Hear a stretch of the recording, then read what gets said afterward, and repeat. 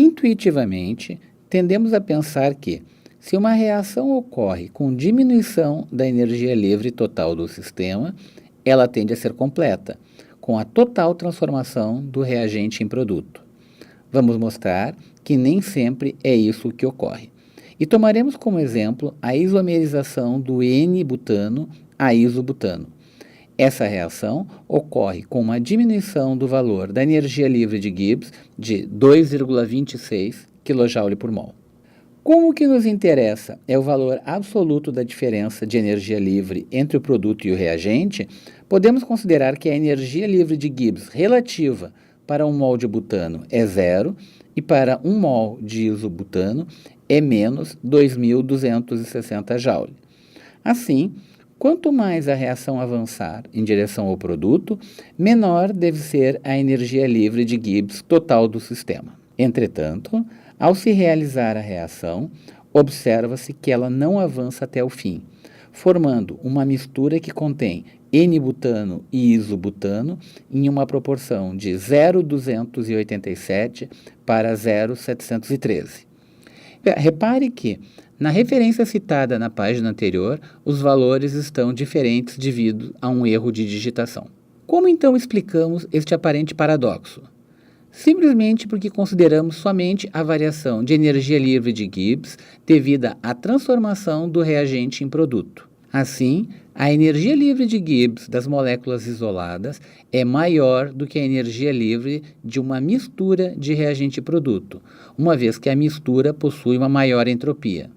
Então, nesse caso, uma mistura constituindo de 0,287 partes de N-butano e 0,713 partes de isobutano possui uma energia livre de Gibbs menor do que o N ou o isobutano puros. De todas as composições possíveis, essa é a que possui a menor energia de Gibbs total. A posição de menor energia livre de Gibbs total para um sistema indica a posição de equilíbrio para esse sistema. Esse ponto também é chamado de vale de Gibbs. Podemos examinar o que acontece com a energia livre de Gibbs total de um sistema conforme o reagente se transforma em produto. Inicialmente, a energia livre de Gibbs total diminui até chegar ao vale de Gibbs, o que é espontâneo. Entretanto, após atingida a composição relativa ao vale de Gibbs, se o sistema produzir mais produto, a energia livre de Gibbs total vai aumentar,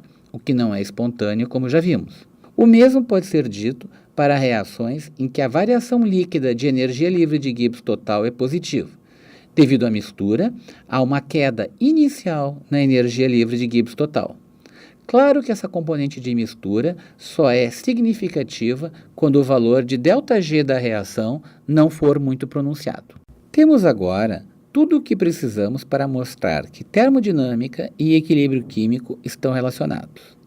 Lembremos que o equilíbrio químico deve ser considerado sempre quando o valor de ΔG da reação não for muito pronunciado. Primeiramente, é preciso dizer que os parâmetros térmicos U e H não variam significativamente com a pressão, enquanto que a energia livre de Gibbs varia.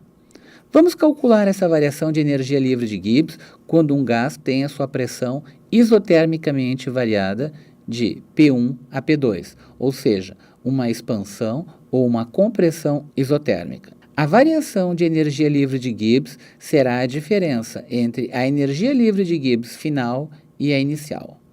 Como ΔG é igual a ΔH menos TΔS, podemos desmembrar o segundo lado dessa igualdade, e ΔG será a entalpia final menos a inicial, menos T, que multiplica a variação de entropia, que é a entropia final menos a inicial.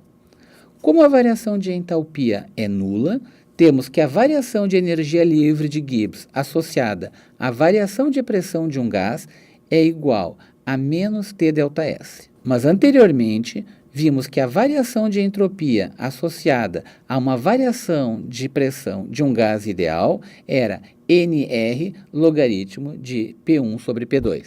Assim, A variação de energia livre de Gibbs associada à variação da pressão parcial de um gás, que é a sua energia livre na pressão final menos a sua energia livre na pressão inicial, é dada por menos T ΔS, que é igual a nRT logaritmo de P2 sobre P1.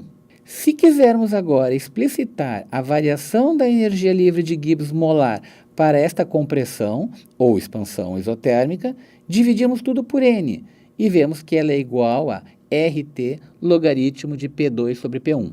Podemos finalmente expressar a energia livre de Gibbs de um gás ideal a uma certa pressão 2 como sendo a energia livre de Gibbs de um gás ideal a uma certa pressão 1 mais RT logaritmo de P2 sobre P1.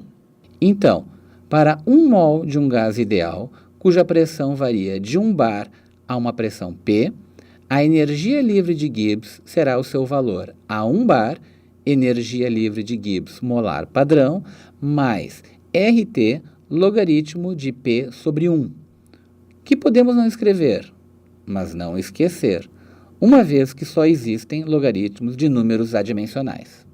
Consideremos agora uma reação ocorrendo em fase gasosa. A variação de energia livre de Gibbs associada a essa reação será a diferença entre o somatório das energias livres de Gibbs dos produtos e o somatório das energias livres de Gibbs dos reagentes. Claro que cada uma dessas energias livres será o coeficiente estequiométrico multiplicando cada uma das energias livres de Gibbs molares. Utilizando a expressão das energias livres de Gibbs molares encontrada anteriormente, temos uma expressão para a variação da energia livre de Gibbs da reação. Essa expressão pode ser agora agrupada em termos não logarítmicos e logarítmicos. Repare a semelhança entre a variação da energia livre de Gibbs da reação e o termo não logarítmico. Fica claro que o termo não logarítmico é a variação de energia livre de Gibbs da reação na condição padrão. O termo logarítmico pode ser reescrito utilizando as propriedades dos logaritmos. O quociente entre o produto das pressões parciais dos produtos, cada uma delas elevada ao respectivo coeficiente estequiométrico, e o produtório das pressões parciais dos reagentes, cada uma delas também elevada ao respectivo coeficiente estequiométrico, chama-se quociente de reação relativo às pressões, e é designado por QP. Repare que, na nossa dedução anterior, todas as pressões estavam divididas por 1 bar, então QP é adimensional. No equilíbrio químico, ΔG é igual a zero, pois não há formação de preferencial de reagente ou produto. A expressão, então, admite uma relação especial entre o produtório das pressões parciais dos produtos, cada uma delas elevada ao respectivo coeficiente estequiométrico, e o produtório das pressões parciais dos reagentes, cada uma delas também elevada ao respectivo coeficiente estequiométrico, chamada constante de equilíbrio relativa às pressões parciais, designada por Kp, que também é adimensional. Usualmente, não se utiliza a indicação EQ, de pressões parciais de equilíbrio, pois quando a relação é igual a Kp, já se sabe que a relação das pressões parciais refere-se às pressões parciais de equilíbrio. Não sendo a relação entre as pressões parciais de equilíbrio, teria-se QP. Podemos também escrever Kp em função da energia livre de Gibbs da reação na condição padrão. Para uma reação em solução, temos expressões análogas, mas agora, no lugar das pressões parciais, temos a concentração de cada espécie em solução.